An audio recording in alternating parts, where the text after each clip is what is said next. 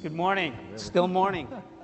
We're going to talk about addressable TV, but I want to start with something first, which is in 1979, Larry Bird and Magic Johnson entered the National Basketball Association, and they were full of talent and promise. In that same year, as far as my research can determine, Bill Harvey's Media Science newsletter published the first words about the capability and the promise of addressable TV.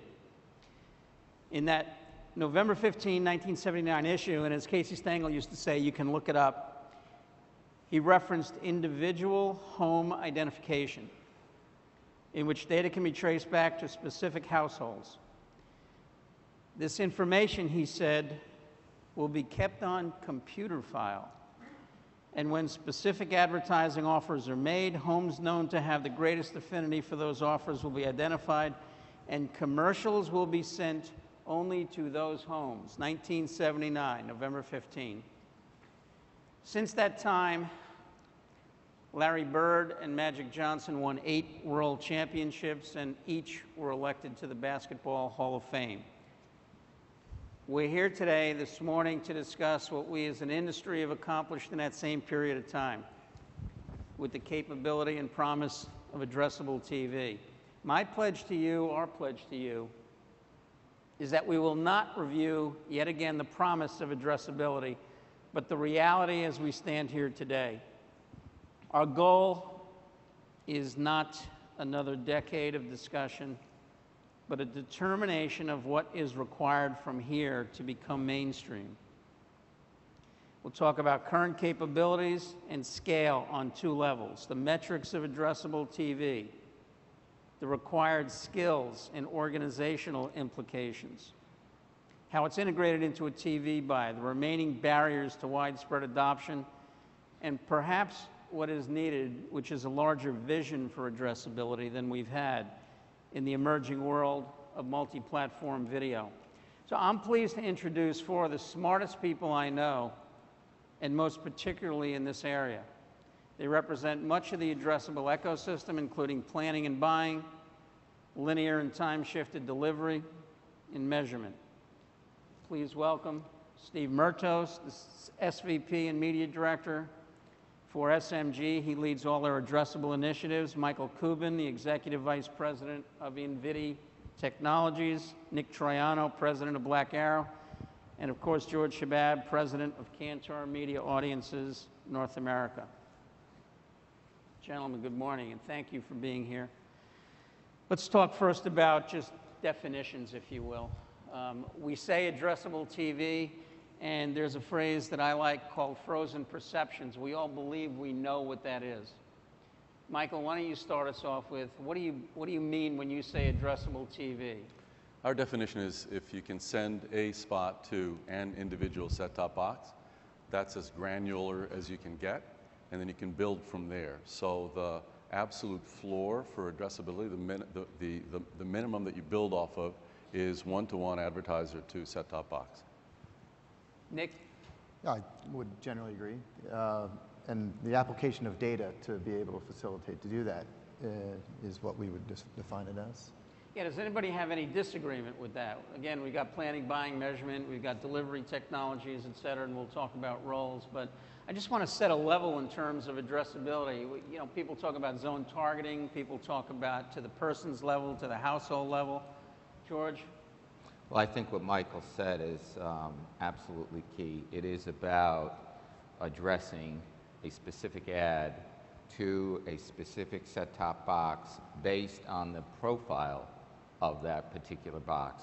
So it's taking that profile and bringing that message to a specific box. So Steve, would you say, for example, that all of your clients and the ones you've involved in testing and the ones you're beginning to work with on a more mainstream basis now have a common understanding, or is it still a kind of a continuum? Well, there's a lot of options out there, and I think we've started to talk about data-driven targeting as an approach, and with that comes different levels of targeting, so it could be to the zone, but we define addressable as to the individual or to the household, similar to the way that we've been talking about. The individual to the household, okay.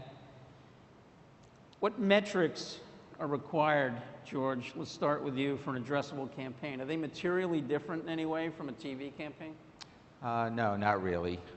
They are, the basic television metrics that have been around. They include reach, impressions, average time spent. What's different, though, is that these metrics are being generated on a platform-specific basis. So they're being measured, they're being generated with the specific intention of reading the results of addressable campaigns. Okay. I would add it's exact second-by-second measurement. Exactly. Right. So in a TV environment, through an existing infrastructure that we're all very familiar with, and it's that application of that measurement applied to the data is what is addressable advertising that George and others do. And I would just add to that addressability, or at least let me say it, television right now is bought based on age and gender. So 90% of all the television plans are age and gender. What addressability brings to it is all these other qualifiers. So it could be age, gender, the dog ownership that you always hear about, car ownership, car lease expiration, all that. So you can get into sort of an effective CPM rather than just a regular CPM, an effective CPM for the particular demographic that you're buying. And I think that is a change in language that we all kind of need to adopt because things are going to move in that direction. Yeah, one of the themes that I think we want to explore a little bit in this conversation is what has happened, and clearly 1979 is a bit of a stalking horse. It's been a long time. We've been talking about it for a long time. And technically, there doesn't seem to be a great deal of barrier to adoption in a mainstream way. I think we tend to agree that we've solved that. So what are the business issues? What are the contract issues with programmers? What are the measurement issues, if any? What are the planning and buying issues that need to be attacked or not in order to, and again, George just mentioned and others have mentioned that metrics don't seem to be a key issue. But I want to go further with metrics in one sense, and that is because this is more of a targeted media buy. Let's drop TV for the moment. And traditionally, when you get into that level of targeting, ROI becomes a factor. So, Steve, your clients, for example, if they involve themselves, you involve them in addressable TV or addressability, a whole new level of targeting, do they demand a different level of accountability in terms of ROI, and how do you do that? For sure. I think what we've been talking about so far is measurement in terms of viewing behavior, which is one piece of measurement, which is valuable, but there's also the ROI and the understanding of how that addressable campaign is delivering beyond the viewing behavior. So that's the challenge that we're tackling right now, is trying to find additional ways to be able to do that for our advertisers. And every advertiser has a different need in that area. So, but I think that advertisers have become more accustomed to the types of analysis that they are able to get from more digital online campaigns. So they're looking at this similarly to that. I think if I could add on, Bob, I think that's one of the really great strengths of working with the databases that we work with, the return path databases. Because they are so robust, it gives us the opportunity to integrate them with third-party databases. We're doing it with loyalty, CPG databases. We have a partnership with J.D. Power, so we've integrated automotive data.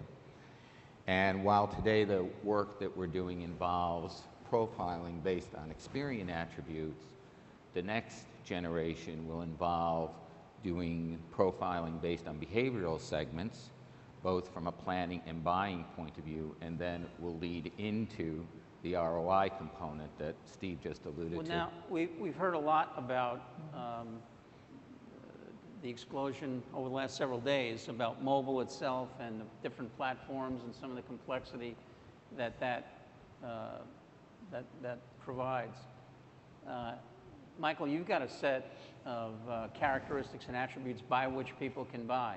Are they the same set of characteristics and attributes that Nick offers through BlackArrow? Steve, are they the same set? Is there a need for a standardized set of characteristics and attributes, or can everyone offer the promise of any way you want it kind of targeting? It's wide open. If you think of addressability, or at least we like to think of it as direct mail for television, there's no limit on attributes for if you're going to do a direct mail campaign. You want to pick out those attributes that are going to be the most important to your product or service that you're selling. Same thing on television. We're using the same databases. We're using the same body of information that you use to target. So there's a virtually limitless number of characteristics. Is that a good thing? Sure, it's a good thing. Absolutely. I mean, I think, I'm sorry, I think it's definitely a benefit and a challenge, right? So that's one of the greatest things about addressable TV is that it is wide open, and you can use your own data as an advertiser, you can use this third-party data, you can use purchase-based data, you can do any number of things and any number of approaches, but that creates a challenge on the back end because then there isn't a lot of standardization across the industry, and every campaign in and of itself becomes sort of independent, and there aren't good benchmarks to be able to rely on because you don't have a history of advertisers doing the same thing. So overall, I think it's good though. We just have to get to the point where we can have it a little bit more organized. I was going to just say, we represent BlackArrow is delivering household addressability in the on-demand VOD marketplace. Invidi, Michael's company, is delivering on-demand addressability based on household data for the linear TV space. The common set, it's the household. And the process by how we actually bring forth these capabilities is that's what's standard.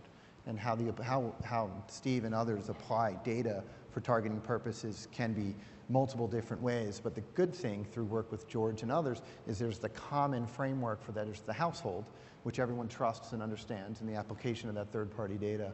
So it's, I don't think 10,000 targeting parameters is a good thing because scale isn't there, at least not yet.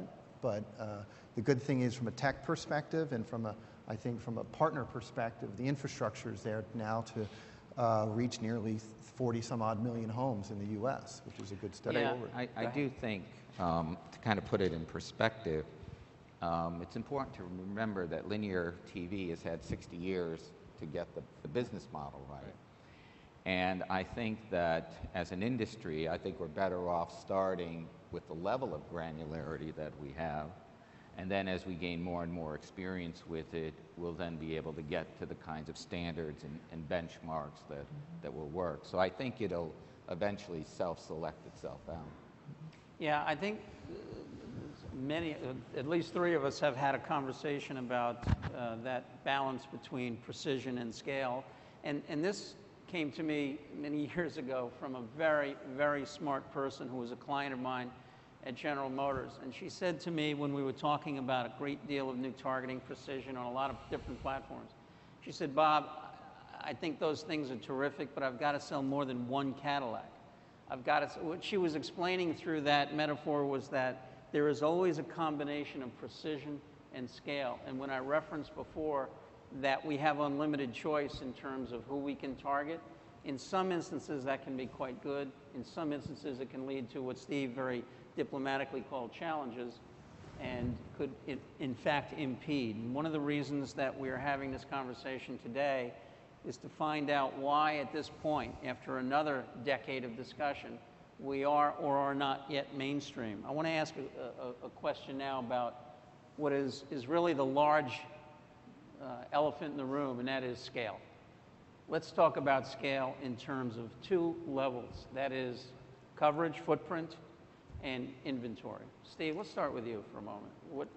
You're the buyer here. Right. What do you, just talk about scale. So I think we've come a long way from 8,000 households in Huntsville, Alabama, which is where some of us started a few years ago. And I think the fact that we're up to 20 million plus households for linear TV, and now we're getting to up to 40 million with addressable VOD. I think those numbers are big, right? And that's great. And I think that we've started to see the tipping point, right? So we're kind of getting through the trials and the tests and the technical does it work phase, and we're moving into we've got live products in the marketplace that are available for advertisers to have a meaningful impact. That said, 20 million or 40 million, it's still, and so you're starting with 20 million or 40 million, and then you're narrowing to $1.5 million or 2 million, depending on whatever those unique targets are. So when you start talking about those types of numbers from a scale perspective, that's where it becomes still a bit of a challenge, because you're not talking about 60 million women 25-54, which is what advertisers are accustomed to. So I think we'll get there, but I think we got to balance the fact that we're talking about 20 or 40 million with the fact that we're still a long way away from being sort of to the point where we need to be. Michael, yeah. Just to add to that, so just to put a little fine point on the numbers, so the 20 million comes from so the 2 satellite companies, Dish and Direct, and Verizon add up to 20, and we've had those for about the last 4 years. There's a little bit of news that that in the last couple of weeks, we've actually signed a contract with a large MSO. I'm not exactly supposed to tell you who it is, but it does rhyme with Romcast, so I think you can figure that out. So we'll be up to 60 million, not right away, but that's the number that we've got under contract. And then that's linear.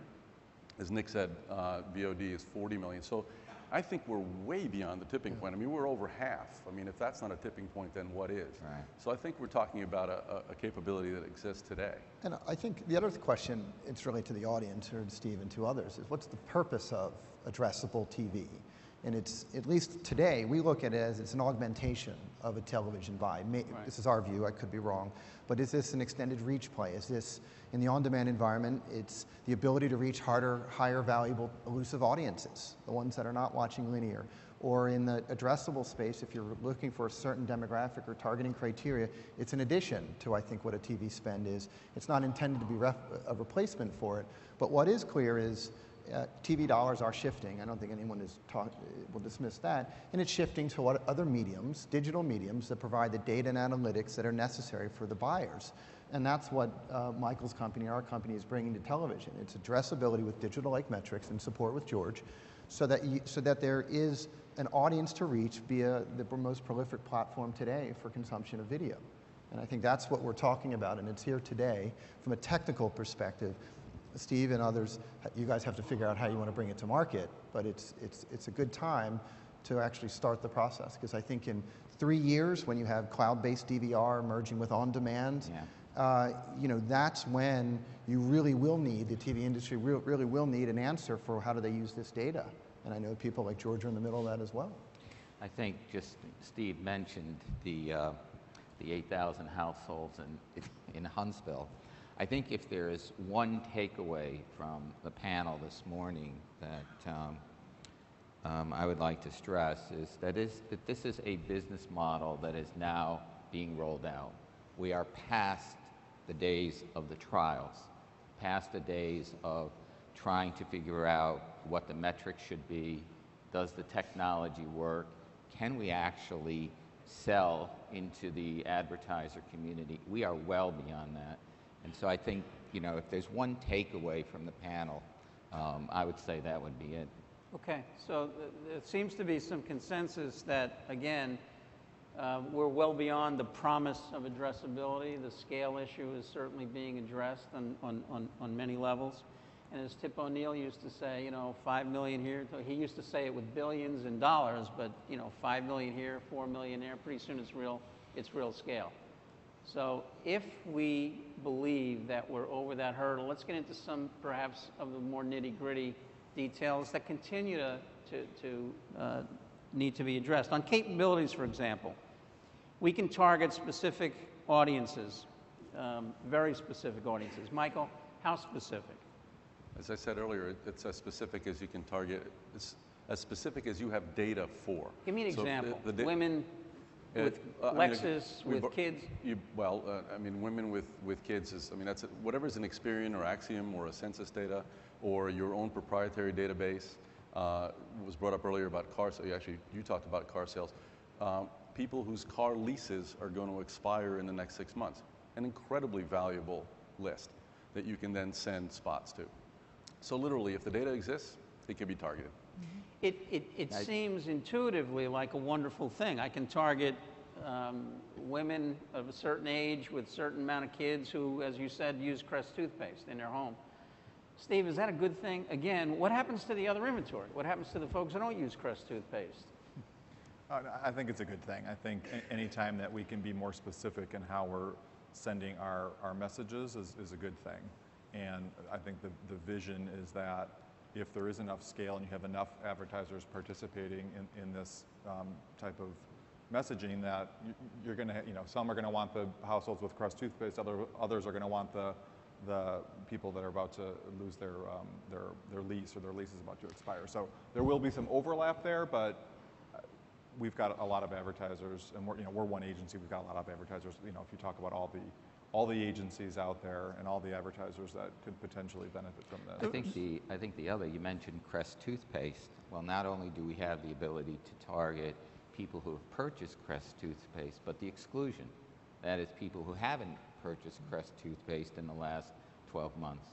So if you think about it from a penetration strategy for a CPG brand, here's a great opportunity to get your message to potential new buyers of your product. And I think there's still going to be need for advertisers to have some sort of mass reach, right? I don't think every ad could necessarily be addressable forever. And I think that you do need to have a balance of mass with addressable. Okay, one of the reasons I'm pressing this point is because addressable TV, in many ways, you can argue, is better TV. It's advanced TV. It's targeted TV. It intuitively feels so good, but one of the reasons TV works so well is because it's easy. And when I say it's easy, do we have different skill sets that are required? Nick, for example, at the agency level, do we have different skill sets that are required for measurement, in your view, in order to do this kind of optimization? Well, I think in creating a successful marketplace, all constituent agencies, the tech companies, the sellers, the buyers, they all have to have some understanding of what we're talking about. So some common set of dialogue. To your point earlier, we all understand what addressable TV means, or what on-demand TV means. And I think we do have to do a better job of that. I do think there needs to be some establishment of some kind of common set of terms that we use, certainly in the on-demand environment, that Invidi could perhaps use in the addressable linear, and George can use, so that the agencies actually do understand when we say something like addressable TV, it makes sense.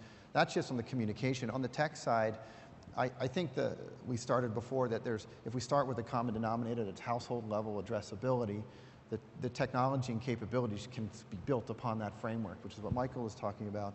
The last piece is probably just understanding its effectiveness, or how, and again, this is the agency question, how do you want to bring it to market? What's the conversation of effectiveness and efficiency? All right, I've been given a little note that says that I think you've all made your point so very precisely that we want to wrap a little bit quickly. I have one last question for each of you. If we had to rate addressable TV, George, you alluded to it earlier with we're ready for potentially, it's beyond the test phase. If we had a rate on a scale of 1 to 10, how ready we are for this to be mainstream, what would the number be, Michael? Well, right now the infrastructure is not fully there. We need structure, we need education. This is a really powerful tool. If you don't learn how to use this and your competitor does, it's at your peril.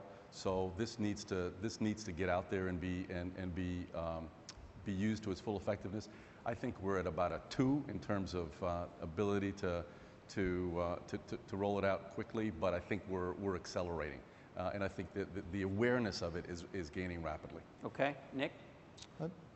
I'll be a little bit more optimistic, maybe 2.5 or 3, but I think the point is it's still early, but it's a powerful medium, and we're working together to try to make it easier for all of you to actually buy across this platform and to sell across it. So maybe 2, 2.5, 3. But that's 2013. I think next year will be a significantly different discussion. Okay, George? Well, I think all of the heavy lifting has been done, if you will, really on the back end. Actually getting the infrastructure in place to support the business model. And I guess I'm a little bit more optimistic about where we are, having gone through some of the early trials with Steve. So I would say that we're probably at about a 5 or a 6, and I think the next step is to actually enable the commercialization of the model. Steve, since you're the one with the money, Well, I guess it's good news that I was going to say an 8. all right. So it is a mindset shift, though, and Yeah. we've spent a lot of time educating on our side, but I think to George's point, we've gotten past a lot of the hurdles, and we're ready to go. All right. One of the messages perhaps then, and I want to thank you all very much, one of the messages perhaps is that addressable TV has been talked about for a long time, and it's alive and well and open for business, I think, in a mainstream way. So thank you all very much for your attention.